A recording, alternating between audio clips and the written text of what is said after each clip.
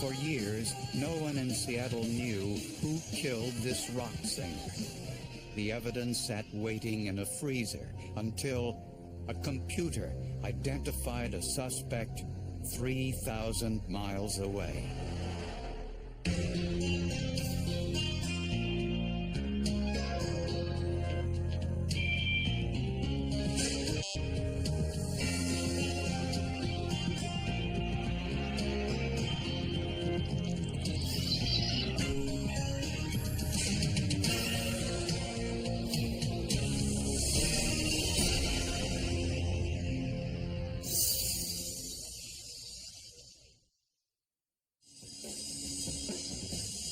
In the early 1990s, Seattle, Washington was home to a revolution in rock music.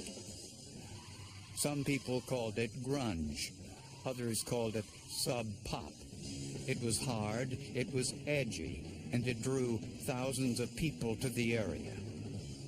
Musicians were moving here from all over the world to play. There were fans moving here just to watch, just to see live music, because you could go to a small club and see pretty much what people thought would be the next big thing. Back in the early 1990s, there were a million emerging bands, and they all had the same kind of grunge sound. Ground zero for this rock revolution was a part of downtown Seattle known as Capitol Hill. Rents were cheap, drugs were plentiful, and crime was rising. Early one morning, around 3:20 a.m., a pedestrian found a woman's body on a deserted city street. And they tried to resuscitate her. She was still warm. It appeared that she had expired literally just a few minutes before. The victim was a young woman with no identification. She'd been strangled with a cord from a sweatshirt bearing the name of a local rock band, the Gits. The body's location made it look like there was a possible religious link to the crime. On either side of her, or either side of the street, are religious buildings. One is a Catholic church, and the other is a Catholic services community area. She was laying on her back. Her feet were close together, and her hands were out to her side. Sign, kind of like a crucifix. At the victim's autopsy, something unexpected happened. The medical examiner recognized her. He liked to go to the clubs and listen to independent music. He knew who Mia Zapata was. 27-year-old Mia Zapata was the lead singer and songwriter of the Gits, one of the most popular bands to emerge from the Seattle music scene. Well, the local rock music community is saddened tonight by the death of a Seattle band's lead singer. The young woman was murdered, and police are searching for her killer. The motive is unknown.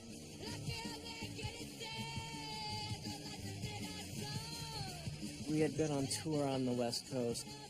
We were to be home for 3 or 4 days before we were to leave on the road again. We had a U.S. tour, a European tour, and another U.S. tour planned consecutively. Investigators tried to reconstruct Mia's activities before her murder. According to friends, she spent most of the night at a local bar. Mia was at the Comet Tavern, having some drinks with friends. I believe she was there till about midnight. From there, she visited the apartment of a friend who lived nearby. She left there on foot around 2 a.m. Mia really liked to walk, and Seattle's a great area to walk around in, and so I think that's why she chose not to take a cab. Her body was discovered about an hour and a half later on a deserted stretch of road, less than half a mile from her friend's apartment. So we know that in that 80-minute gap, she had been accosted, attacked, kidnapped, brutalized. So her killer was quite busy in those 80 minutes. We had a very clear and limited timeline here. I don't believe that Mia intentionally went in, or voluntarily went into anybody's car. And the reason is that all of her friends were adamant on the fact that that's something that she simply would not do. Unfortunately, the killer left very little forensic evidence. I thought it could be some ex-boyfriend, it could be a random creep, it could be a woman, it could be a gang, it could be anybody. The death of up-and-coming rock star Mia Zapata was big news in Seattle, Washington. I think a lot of people are really deeply hurt by her loss, by losing her. And I just think everyone really wants to find out who did it. And even though that won't bring her back, at least that will give somebody a sense of justice. Friends put up posters all over town asking for information about the murder. Police were deluged with tips. And right now, police have absolutely no suspects? At this point, they say no. And in fact, they said drugs don't appear to be involved. She was not into drugs or anything like that. It's still very much a mystery tonight. I think at that time, since there were so few answers, a lot of people were just, speculating. Who could have done this? Was it someone she knew? Was it a complete stranger? The case had serious problems. There were no witnesses, and since the body was dumped, there was no evidence at the scene. When you broke down all the forensic evidence, or more accurately, a lack of evidence, this became a frustrating crime. At Mia Zapata's autopsy, the medical examiner found she had been beaten, strangled, and sexually assaulted. The ME said that the blows to her abdomen and the kicking and the kneeing, she would have died eventually on a scene had he not strangled her. It was brutal. The medical examiner noticed a bite mark on Mia's breast.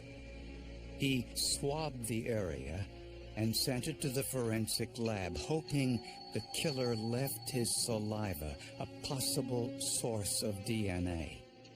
DNA is being sloughed off from the cells, from your cheeks inside your mouth, and also your gums. And within those cells is the nucleated cells that have the DNA present. To determine if the material on the bite mark was saliva, the swabs were tested for the presence of amylase. This is an enzyme in saliva that breaks down food. A solution extracted from the swab was placed in a perforated petri dish containing a starch-based gel, essentially a food source. To simulate the conditions for digestion, the dish was placed in an incubator and set at body temperature for 24 hours. When the dish was removed, there were large white spots, proof there was saliva on Mia's body. A positive result is a colorless area, so an area that's not blue, and this is due to the fact that the amylase is binding and breaking up the starch molecules. At the time, the sample was too small for DNA testing, so it sat in a storage freezer. In their search for suspects, investigators began with Mia's ex-boyfriend, Robert. Apparently, they had broken up shortly before the murder. Some people have said that she was a little bit upset about a recent breakup with her boyfriend. There was some talk that she might try to find him that night. But Mia's boyfriend said if she stopped by his apartment, he knew nothing about it. He claimed he was out with his friends, an alibi that checked out. Robert, her boyfriend, cooperated fully. He always appeared when asked. He took a lie detector test. He had an airtight alibi. Very, very good. No creases in it, so he was eliminated immediately. Investigators couldn't find anyone who had a motive to kill Mia Zapata, and her circle of friends and acquaintances was fairly broad. Mia had a far-ranging group of friends. A lot of these friends had criminal histories. A lot of these people had violence in their past. A lot of people were somewhat obsessed with Mia. These people aren't the group you're going to find at the PTA meetings or you know, at the Rotary Club meetings. Unfortunately, none of this yielded any new suspects. And it got to the point where there's nobody left to look at. And at that point, that's when you get concerned. Frustrated because the case hadn't been solved, Steve Moriarty, the Gits drummer and a friend of Mia's since college, joined with band members to take a more active role in the investigation. We decided to hire our own private investigator, and we didn't have money, but we were going to find the money, and we were going to make sure that this got solved immediately. Moriarty and the band hired Lee Heron. Her first step was to re-interview virtually everyone the police had talked to. There were no eyewitnesses, and believe me, I tried. I went out a couple of nights with another investigator and talked with every prostitute on the street to see if anybody knew anything. I talked with all the neighbors in the area. People saw a car drive away, but they didn't see anybody in it around that time. Eventually, Lee Heron came to the same conclusions as the police. I think that most people thought that this was going to be an unsolved case forever. And I know that I thought that the only way it's going to be solved is either someone talks or they get some DNA evidence. The case went cold again, this time for 9 years, until this man won the Nobel Prize and changed forensic science forever. Just 2 months before her murder, Mia Zapata wrote a song about her own death at the hands of a stranger. We were in the studio, and I was there when she was writing the lyrics, and she said, I want to write a song about a serial killer. Why do you want to do that? She goes, because it's happening so much. The song was entitled Sign of the Crab.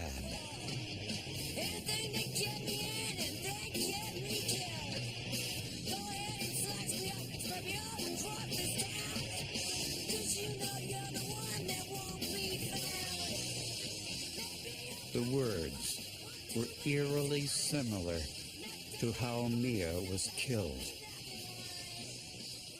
And it just seemed that summer there was a lot of horrible, horrible crimes happening. And it affected Mia, and it affected her writing, and it ended up being prophetic in that it happened to her. For 9 long years, Mia's murder went unsolved. Frustrations mounted. I never thought that it would go unsolved for so long. And so as the days and the months and the years went by, I knew that lots of other people were losing faith that it would get solved. Mia's murder happened in 1993, and something else happened that year, too. Kary Mullis won the Nobel Prize in Chemistry for inventing a technique known as polymerase chain reaction, or PCR. This made it possible to perform DNA testing on very small samples.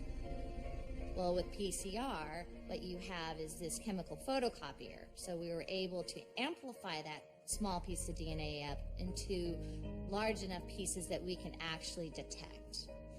The potential genetic sample in the Zapata case was so small that analysts, fearing the sample could still be destroyed, waited until the PCR process was so refined that microscopic amounts could be used for testing. In 2001, the swab from Mia's autopsy, the swab that might contain the killer's DNA was finally tested with PCR technology. The process amplified or increased the sample size, making it large enough for testing. And it worked. What I did develop was a mixed profile that contained Mia Zapata's DNA along with, at the time, an unknown male profile. The male DNA profile was isolated, then entered into CODIS, the nationwide computerized database that is designed to store the DNA profiles of everyone in the United States who has committed a felony. Unfortunately, there was no match. So the good news is there's the genetic profile. You're on pins and needles. Who does it match? No one. Was it possible the killer had never committed another crime? Was he dead? Had he left the country? It was amazing to me that there was so little evidence. I mean, clearly, there was just nothing there except for one piece of saliva that was found on Mia's breast, and that was it. The case went cold again, and this time there was little hope that it would ever be solved. But the CODIS computer program kept running night and day. And 12 months later, the CODIS system reported a match. The DNA was from Jesus Mezquia, a Cuban exile living in Florida. And he was no stranger to violent crime. Who is this man? We found out that he's in the United States courtesy of Fidel Castro from the Marlito boat lift. We know that he was kicked out of Cuba because he was a felon. We had criminal history in Florida and Arizona, nothing in Washington. And that bothered us because we figured, well, if he was here, why wasn't he messing up here? Seattle investigators decided to question Mezquia, who was out of jail and on probation. His last known address was in Marathon, Florida. Police there told their counterparts in Seattle they wouldn't let Mezquia out of their sight. U.S. Marshals from Seattle contacted the people in Florida. Can you check this guy out? They said, well, bird dog him. But when Seattle investigators got to Florida, Jesus Mezquia was gone. We get the Marathon, and it ain't no Jesus isn't around. You gotta be kidding me. For 10 years, Mia Zapata's murder went unsolved until a DNA database identified 48-year-old Jesus Mezquia as the perpetrator. When Seattle police went to Florida to question him, he was gone. When we do get to his home in Marathon, he's not there. He's inexplicably gone. Your paranoia once again takes over, and you think, oh, he's on to us, he's going to escape. But a few days later, Mezquia returned home. He said he had been working a temporary job on a fishing boat in Miami. Seattle investigators asked him if he was willing to answer a few questions, and he complied. He had no idea they were setting a trap. So he's being cooperative, and we put 5 pictures of people that we worked on murders, and we had Mia Zapata's picture there. Now, you've seen Mia's picture. Mia's not your average librarian. She stands up. Mezquia said he didn't recognize any of the women in the photo lineup. So what if I told you you've killed one of these ladies? He says, no kill. And he jumps up. He puts his hands out there. Look, no shake. I said, okay, you're a human polygraph. Sit down now. If Mezquia said he knew Mia Zapata or spent time with her, then there might be a plausible explanation for why his saliva was on her body. But when he said no, he sealed his fate. He denied ever knowing her, ever seeing her, having anything to do with her.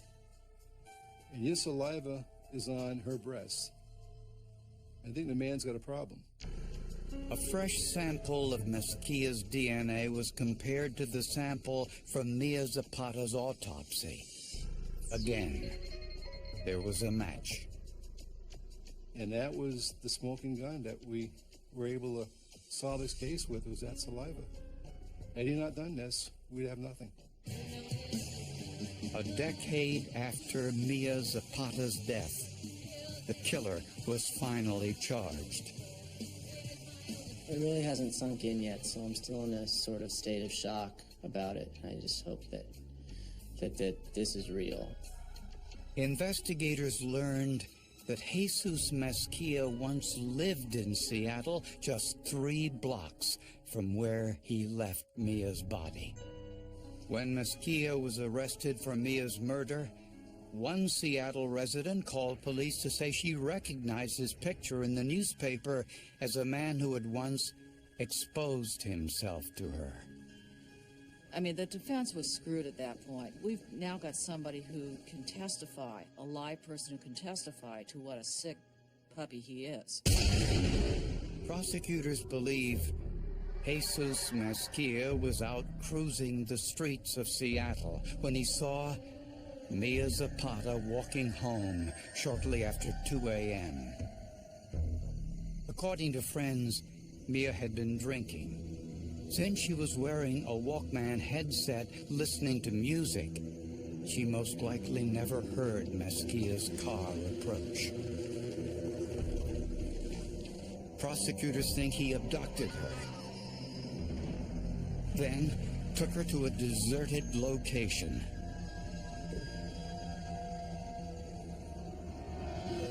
The DNA evidence proved he left his saliva on her body, then strangled her to death. He dumped her body on a deserted street just blocks from where he lived. Investigators don't think the location had any real significance. And he just opened a car door, grabbed her hands, drug her out, laid her there. That's how she landed. Just happened chance. In 2004, 11 years after Mia Zapata's murder, Jesus Mezquia was tried and convicted of her murder. He was sentenced to 36 years in prison. There was justice, thanks to an alert medical examiner who preserved forensic samples even though they couldn't be tested at the time. Thank God that the medical examiner saved the one piece of DNA evidence that existed in this case. It took more than a decade, but that tiny piece of evidence and DNA technology finally caught up to a killer. This case did come down to a single swab, and that forward thinking by the medical examiner paid off more than we could ever have imagined. I'm fascinated by DNA science now, and it's also fascinating and amazing that this medical examiner had the foresight to collect DNA on a sample that wouldn't be viable for another 10 years. Those swabs, I mean, were better than a smoking gun. You know, I mean, I don't care. I'll take DNA over smoking gun and eyewitness anytime. And it was the whole case. It was the entire case as far as being solved was that swab.